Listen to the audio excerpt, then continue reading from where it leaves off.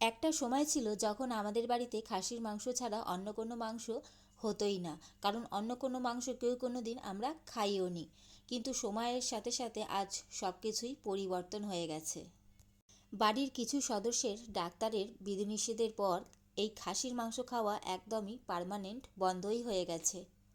তবুও কোনো বড় অকেশন হলে বা খাবার যদি খুবই একান্ত ইচ্ছা হয়, তাহলে অল্প স্বল্প হয়েই থাকে। কারণ খাসির মাংসের প্রতি ভালোবাসা তো বরাবর একই থাকবে। আর আমার মাকে বলা হয় খাসির মাংসের কুইন, কারণ আমার মায়ের থেকে ভালো খাসির মাংস কেউ বানাতে পারে না। আজ অবধি আমাদের বাড়িতে বা আমার মায়ের হাতের এই মাংস রান্না যারা যারা খেয়েছে তারা শুধুমাত্রই প্রশংসা করেছে। তো চলো তাহলে আজকে তোমাদের সাথে আমি আবারও আমার মায়ের হাতের রেসিপি খাসির মাংস শেয়ার করছি। এর আগেও আমি আমার চ্যানেলে শেয়ার করেছিলাম, তোমরা চাইলে সেটাও দেখে নিতে পারো। আজকে আবার নতুন করে শেয়ার করছি। চলো তাহলে কথা না বাড়িয়ে শুরু করা যাক আজকের রেসিপি। আর প্রত্যেকবারের মতন এইবারও আমার ক্যামেরাটা অন করার আগেই আমার মা কিছু মশলা অ্যাড করে দিয়েছে। তো সে যাই হোক, আমি তোমাদেরকে মুখে বলে দিচ্ছি।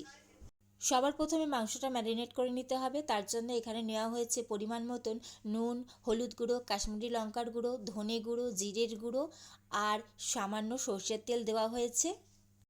এর সাথেই দিয়ে দিতে হবে আদা, রসুন, কাঁচা লঙ্কা বাটা। আর এখানে কিন্তু আদার পরিমাণটা বেশি আছে, কারণ আমার মা ছোটো থেকেই আমাকে শিখিয়েছে খাসির মাংসতে আদার পরিমাণটা বেশি লাগে, রসুনটা কম লাগে। আর চিকেনের ক্ষেত্রে রসুনটা বেশি লাগে আর আদাটা কম লাগে। তো আদা, রসুন, কাঁচা লঙ্কার পেস্ট দিয়ে দেওয়া হলো। এর সাথেই দিয়ে দিতে হবে পরিমাণ মতন টক দই। তোমাদেরকে আর পরিমাণটা বললাম না, কারণ যেরকম কোয়ান্টিটিতে বানাবে সেই হিসাবে তোমরা অ্যাড করে দেবে। এখন সমস্ত কিছু হাতের সাহায্যে ভালো করে মাংসটা মাখিয়ে নিতে হবে, যাতে প্রত্যেকটা মশলা মাংসের প্রত্যেকটা কোণে পৌঁছাতে পারে।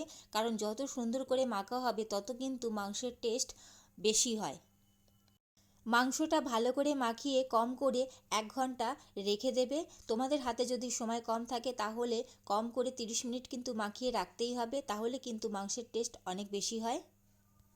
দেখো সুন্দর করে মাখানো হয়ে গেছে। এখন এটা এইভাবে ঢাকা দিয়ে 1 ঘন্টা রেখে দিতে হবে। এখন কড়াই বসিয়ে দেওয়া হয়েছে, এর মধ্যে পরিমাণ মতন সর্ষের তেল আর এর সাথেই তেজপাতা ফোড়নে আর গোটা গরম মশলা, এলাচ, লবঙ্গ, দারচিনি দিয়ে দেওয়া হলো। এখন এর মধ্যে সামান্য একটু চিনি দিয়ে দিতে হবে, যাতে কালারটা সুন্দর আসে। তোমাদের কাছে যদি বড় প্রেশার কুকার থাকে তাহলে তোমরা অবশ্যই প্রেশার কুকারে করে নেবে, আর যদি না থাকে তাহলে কড়াইতে করে নেবে, কারণ খাসির মাংস সেদ্ধ হতে কিন্তু প্রচুর সময় লাগে। ফোড়নটা ভালো করে ভাজা হয়ে গেছে। এখন এর মধ্যে আগে থেকে স্লাইস করে রাখা পেঁয়াজ কুচি দিয়ে দিতে হবে। এখন পেঁয়াজটা অর্ধেক ভাজা করে নিতে হবে।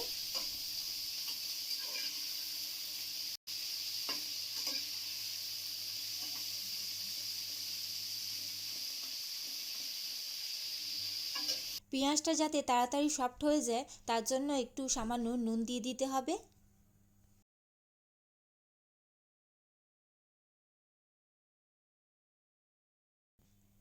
পেঁয়াজটা দেখো অর্ধেক ভাজা হয়ে গেছে।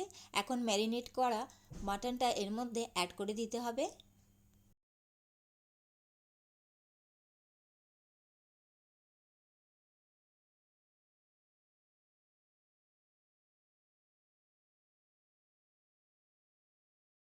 সমস্ত মাংস অ্যাড করা হয়ে গেছে। এখন হাতে সময় নিয়ে কম করে 40 থেকে 50 মিনিট ভালো করে এটা কষিয়ে নিতে হবে। অবশ্যই গ্যাসের ফ্লেমটা লোতে রেখে, কারণ যত বেশি কষানো হবে তত কিন্তু মাংস সুন্দর খেতে হয়। এখন মাংসটা ভালো করে ঢাকা দিয়ে দিয়ে কষিয়ে নিতে হবে, যতক্ষণ না মাংসটা ভালো করে কষছে আর সমস্ত তেলটা ছেড়ে দিচ্ছে। এইভাবে ঢাকা দিয়ে ভালো করে কষিয়ে নিতে হবে।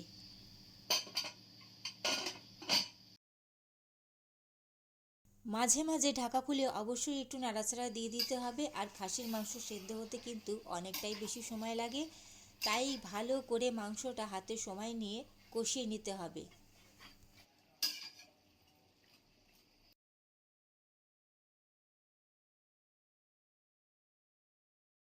দেখতেই পাচ্ছ বন্ধুরা, কষাতে কষাতে মাংসর কালারটা কতটা চেঞ্জ হয়ে গেছে। এখন অর্ধেক কষানো হয়ে গেছে, এখনও বাকি অর্ধেকটা বাকি আছে। আমার চ্যানেলে আরও অনেক রেসিপি আছে বন্ধুরা, তোমরা চাইলে সেগুলো দেখে নিতে পারো। ভালো লাগলে অবশ্যই আমার চ্যানেলটি সাবস্ক্রাইব করে আমার পাশে থেকো। দেখো বন্ধুরা, পুরোটাই কষানো হয়ে গেছে।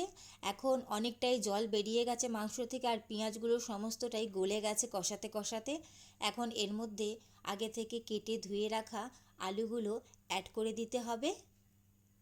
যেহেতু পুরোটাই প্রেসার কুকারে হচ্ছে, তাই আলুটা আগে থেকে আলাদা করে ভেজে সেদ্ধ করার কোনো দরকার নেই। আলুগুলো এমনি মাংসর সাথে সুন্দরভাবে সেদ্ধ হয়ে যাবে। এখন আলুর সাথে মাংসটাও ঢাকা দিয়ে বেশ কিছুক্ষণ কষিয়ে নিতে হবে। আলু দেওয়ার পর অলরেডি আলুর সাথে মাংসটা 15 থেকে 20 মিনিট আরও কষানো হয়ে গেছে। এই পর্বে মাংসটা অনেকটাই সেদ্ধ হয়ে গেছে। এখন এর মধ্যে গরম জল অ্যাড করে দিতে হবে। মাংস বা যে কোনো রান্নার সময় অবশ্যই গরম জলটা ব্যবহার করার চেষ্টা করবে।